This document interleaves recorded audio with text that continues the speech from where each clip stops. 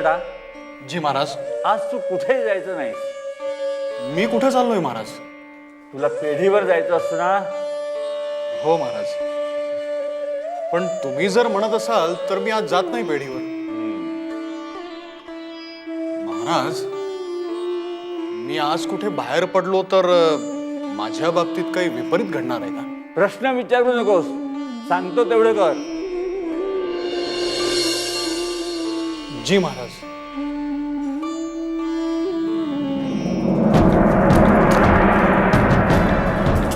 अरे चल की पटा असा गोगल गाईवानी चालल्यावर कसं गाठायचं महाराजांना आपण? अरे यो विश्वनाथ बुवा म्हणजे अवजार आहे, अवजार. या अवजारानं एक घाव दोन तुकडं करून टाकायचं म्हणजे कटकट मिटून जाईल गजानन महाराजांची. कसं मग? अरे बाप्पा बाप्पा बाप्पा बाप्पा, याला म्हणतात देव. भक्तांच्या हाकेला धावून येतो तो असा. राम राम देवा. पांडुरंग हरी, पांडुरंग हरी. आपण कोण? मी श्यामपंत, आपल्याच भेटीसाठी येत होतो बुवा. आपण मला कसे काय ओळखता? कारण यापूर्वी आपली भेट झाल्याचे मला काही स्मरत नाही. नाही, तरीही मी आपल्याला ओळखतो. अहो बुवा, सूर्याला त्याच्या तेजावरूनच ओळखतो आपण. त्याची वेगळी ओळख करून द्यावी लागत नाही. आहे, हेही खरेच आहे. बुवा, आपण गावात आल्याचं कळालं. हा, आता गजानन महाराजांविषयी आपलं मत कळाल्याने काय आनंद झाला म्हणून सांगू. आहा, अहो आपल्यासारखे विद्वान लोक या गावात यायला हवी. हा, अहो फार स्तोम मानलंय त्या गजानन महाराजांचं. ओ सारासार विचार न करता लोक या नंग्या पिराच्या मागे धावी लागले. आता आम्ही बोललो तर आमचे दात दिसतात. हा, तुमच्यासारख्या प्रकांड पंडिताने त्यांच्या अवगुणांवर बोट दाखवलं तर लोकांनाही वेगळा विचार करावा लागेल. विश्वनाथ बुवा, तुम्ही हे शिवधनुष्य पेलात. आमच्यासारखे मुस्काट दाबी झालेले लोक आम्ही सगळे तुमच्या बरोबर आहोत. तुम्ही आणि माझ्या पाठीशी काय बोलता आहात तुम्ही? हं? या प्रकांड पंडित विश्वनाथाच्या पाठीशी तुम्ही? हे म्हणजे एखाद्या गजराजाला एखाद्या शेळपटानं अभिवचन दिल्यासारखे झाले की गजराजा, मी तुझ्या पाठीशी आहे. क्षमा करा बुवा, मला तसं म्हणायचं नव्हतं. असो असो, पण मी तुमच्या बाजूने आहे. मलाही पाहायचेच आहे गजानन महाराज कोण आहे. तर मी सांगतो तसे वागा. तुम्ही गावात रान पेटवायचे की आम्ही उपोषणाला बसतो आहोत?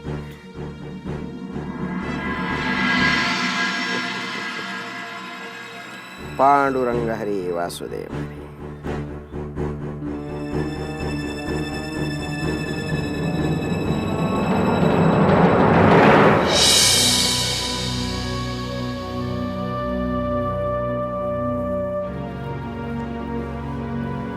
कसला विचार करताय?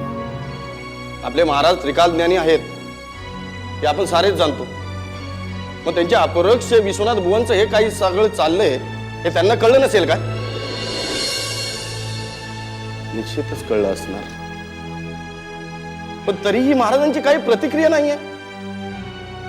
भास्कर पाटील, हरी पाटील, खंडू पाटील हे नेहमीचे भक्त त्यांच्या जवळ असणारे नेमके अशा प्रसंगी गावाबाहेर आहेत. परंतु बंकटलाल शेठ शेगावातच आहेत. ही गोष्ट त्यांच्या कानावर गेली असणारच. याविषयी महाराजांबरोबर त्यांची चर्चा झाली नसेल? झाली असेल, पण महाराजांकडून किंवा बंकटलाल शेठकडून काहीच प्रतिक्रिया नाहीये. जानवी, त्याला वादळापूर्वीची शांतता म्हणावं का? ही वादळापूर्वीची जर शांतता असेल ना, तर ही शांतता लवकरात लवकर खंडित व्हावी. महाराजांनी मौन सोडावं आणि विश्वनाथ बुवांना त्यांची योग्यता दाखवावी. विठ्ठल विठ्ठल जय हरी विठ्ठल, विठ्ठल विठ्ठल जय हरी विठ्ठल, विठ्ठल विठ्ठल जय हरी विठ्ठल, पुंडलिक वरदा हरी विठ्ठल. श्री ज्ञानदेव तुकाराम पंढरीनाथ महाराज की जय. खूप खुशीत दिसतंय. आमच्या महाराजांना गावाबाहेर काढण्यात यशस्वी ठरणार असे संकेत मिळाले तुम्हाला? तुमच्या गावातही तुमच्या महाराजांना विरोधक नाहीत असं नाही. विरोधक आहेत आणि त्यांच्यातल्या एकाची माझी भेटही झाली आहे. त्याला भेटूनच येतोय मी आत्ता. आणि तो मला साथ द्यायला तयारही झालाय. ते महाराजांचे नाही, चांगुलपणाचे, न्यायाचे विरोधक आहेत. तुम्ही नसता आलात, पण तुमच्या जागी दुसरं कोणतीही व्यक्ती आली असती तरी त्या लोकांनी अशाच प्रकारे त्यांना साथ दिली असती. महाराजांना कमीपणा आणण्याचा पहिल्यांदा प्रयत्न होत नाहीये, असं बऱ्याच वेळी झालेलं आहे. ज्या ज्यावेळी महाराजांवरती असा प्रसंग ओढावलेला आहे त्यावेळी महाराजांनी आपलं श्रेष्ठत्व सिद्ध केलेलं आहे. यावेळी तसे होणार नाही. आता इतिहासाची पुनरावृत्ती होणे नाही.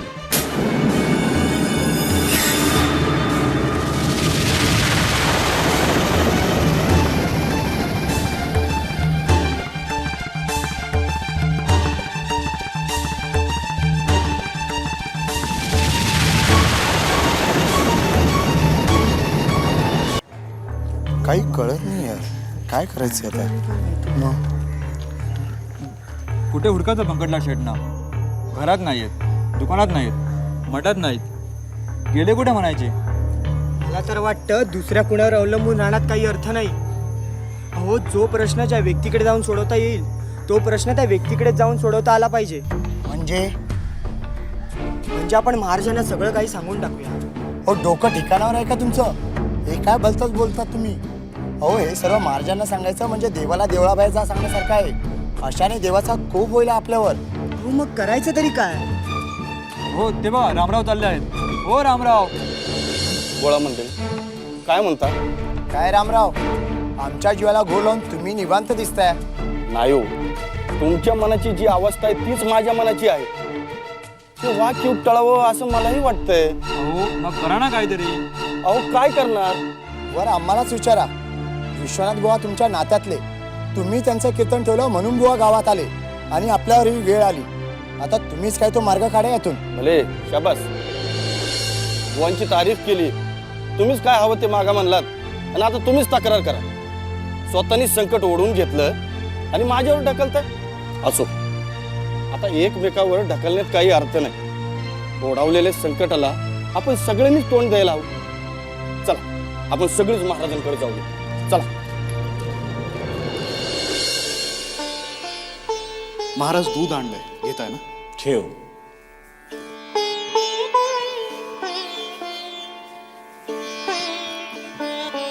महाराज, बोल बंकट.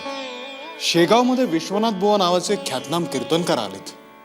आपले रामराव पागनीसांचे ते स्नेही आहेत आणि त्यांच्या घरीच त्यांचं वास्तव्य आहे असं मला कळलं. बरं मग? मग काही नाही, मला कळलं म्हणून मी आपल्याला सांगितलं. ठाऊक आहे आम्हाला. ठाऊक आहे? कुशाग्र बुद्धीचे आहेत विश्वनाथ बुवा. चारी वेदांचा अभ्यास आहे. ज्योतिर्भास्कर म्हणून बहुमानही प्राप्त झाला आहे. लवकरच त्यांची आमची भेट होईल. पाहू, पांडुरंगाची इच्छा. हो रामराव, आता कसला विचार करताय? चला की आत. कसं जायचं, काय सांगायचं? मला तर महाराजांसमोर जाण्याचा धीरच होत नाही. अहो, पण जाऊन बोलावं तर लागेलच ना. त्याशिवाय तोडगा कसा निघायचा? काय वाटेल महाराजांना? ते विश्वनाथ बुवा महाराजांना गावाबाहेर काढायला निघाले. आपण महाराजांचे भक्त आहोत. आपणच परस्पर विश्वनाथ बुवांना समजावून त्यांना पाठवून द्यायला हवं. पण असं न करता त्या पेच प्रसंगावरती तोडगा काढण्यासाठी आपण महाराजांकडे आलो आहोत. काय म्हणतील महाराज? तुमच्यात एवढीही धमक नाही? तुमच्या सद्गुरूंच्या मुळाशी कुणीतरी उठलंय त्याचा बंदोबस्त सुद्धा तुम्हाला करता येत नाही? रामराव महाराज काहीही म्हणून नाही, आपल्या धमक असं मान्य करून मोकळे होऊ. पण आता आलो आहोत तर निर्णय बदलायचा नाही. चला जाऊन बोलूया महाराजांशी. बंकट, जी महाराज. काही भक्त मंडळी आम्हाला भेटायला येत आहेत. आम्हाला त्यांच्याशी बोलण्याची इच्छा नाही. आम्ही मौन व्रतात आहोत असं त्यांना सांग. मौनव्रत?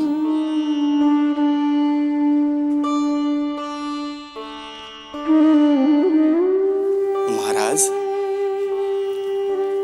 रामराव, कसं काय येणं केलं? बंकटलाल शेठ, प्रसंग बाका आहे.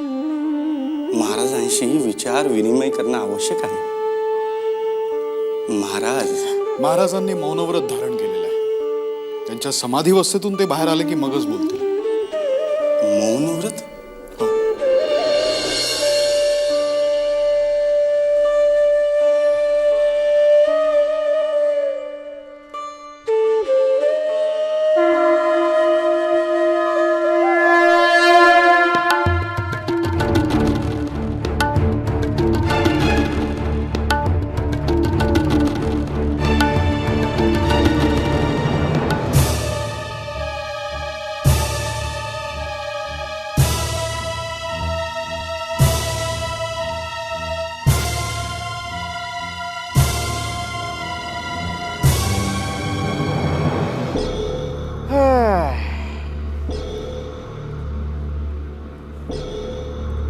कुठे आहे तुमचा गजानन महाराज? आणि आम्ही दिलेलं आव्हान स्वीकारण्यास तयार झालाय की नाही तो? अहो महाराज, ते कसले आव्हान स्वीकारतायत? फार घाबरगुंडी उडाली असेल त्यांची. आले आले पहा, महाराजांचे दूध सांगावा घेऊन आले. काय हो रामराव, अहो हे काय तुमचं वागणं आहे? अहो विश्वनाथ बुवा तुमचे पाहुणे, तुमच्या सांगण्यावरून बुवा शेगावी कीर्तनासाठी आले, पण तुम्ही मात्र त्यांच्याकडे पूर्णपणे दुर्लक्ष करताना दिसताय. हे काही बरोबर नाही आहे. नाही नाही, असं काही नाहीये. कलियुग आहे. असो अहो बुवा, असो काय? अहो आपण उपोषणाला बसला आहात, यांनी तुमची काळजी घ्यायला नको? आला असाल तुमच्या महाराजांकडे जाऊन? हो, आता मठातूनच येत आहोत आम्ही. मग आमचं आव्हान स्वीकारण्यास तयार झालेत की नाही ते? नाही, महाराजांनी मौनव्रत धारण केलं, त्यामुळे बोलणं काही झालंच नाही.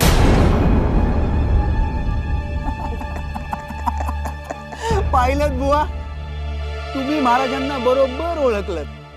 अहो तुम्ही वेदासंबंधी चर्चा करायला सांगाल म्हणून महाराजांनी आधीच मौनव्रत धारण केलंय. वा रे गजानन महाराज वा.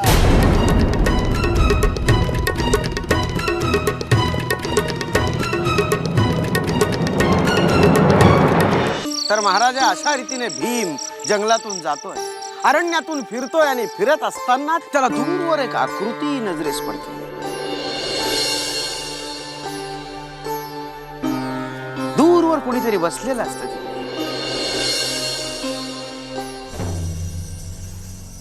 ते कोण बसलाय? कोण आहे ते? मी विचारतो, कोण आहे तिकडे?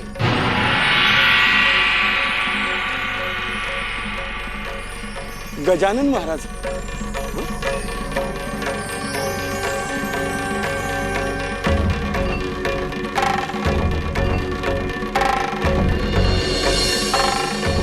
यावं यावं गजानन महाराज यावं.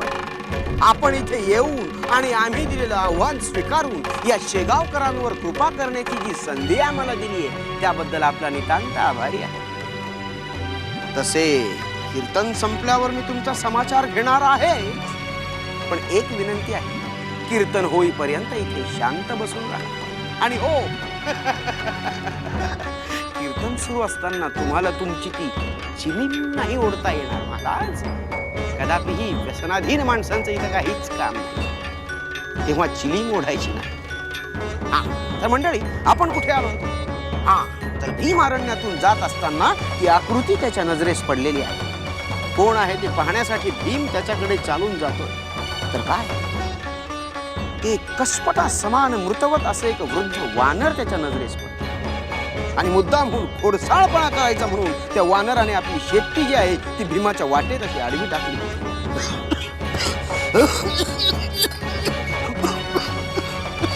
भावाच्या तोंडातून दूर येतोय.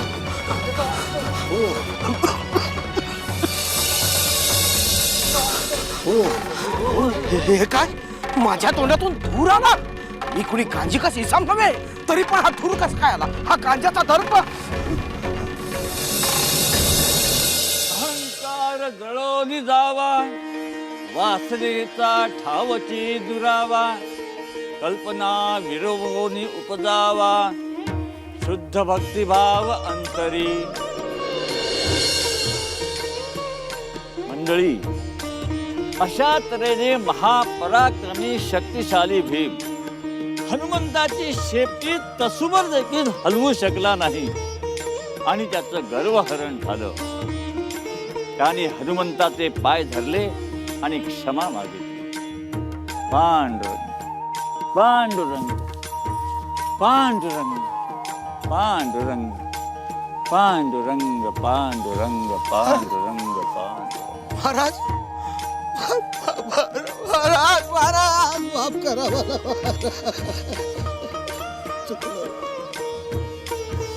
मी पामर महाराज, आपल्याला नाही ओळखू शकलो महाराज. माफ करा.